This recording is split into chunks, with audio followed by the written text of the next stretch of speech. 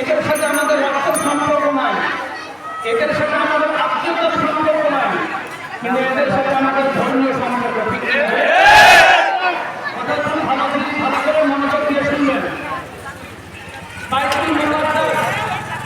আমি গত জুমায় আলোচনা করেছি যে বারান্দা দেখি বাইতুল মুকাদ্দাসের দাম বেশি না মুসলমানের দাম বেশি? মুসলমানের দাম বেশি। বাইতুল্লাহর দাম বেশি না মুসলমানের দাম বেশি? মুসলমানের দাম বেশি। মুসলমানের জীবনের দাম বেশি, মুসলমানের সম্মানের দাম বেশি।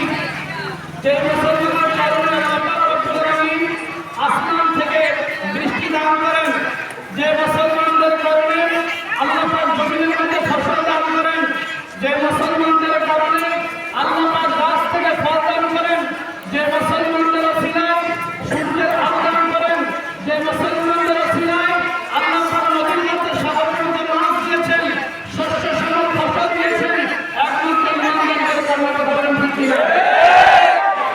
একমাত্র মুসলমানদের কারণে, ইমানদারদের কারণে। পৃথিবীতে অনেক জায়গা আছে, অনেক দেশ আছে যে দেশে মসজিদ নাই। কেন মসজিদ নাই? সেই দেশে মসজিদে নামাজ পড়ার মতো লোক নাই। লোক না থাকার কারণে সেখানে মসজিদ হয় না।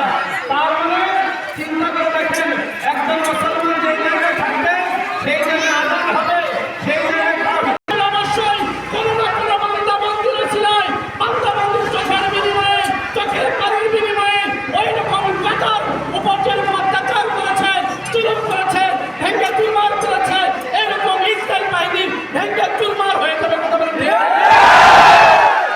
চুরমার হয়ে যাবে।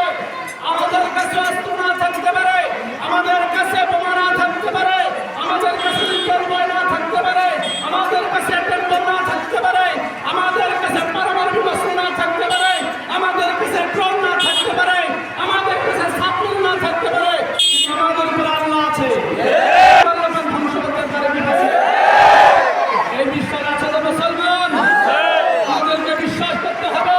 আমরা হয়তো তাদের পাশে সরাসরি শারীরিকভাবে আমরা তাদের পাশে না দাঁড়াতে পারি, কিন্তু আত্মিকভাবে আমরা তাদের পাশে আছি। আত্মিকভাবে তাদের পাশে আছি।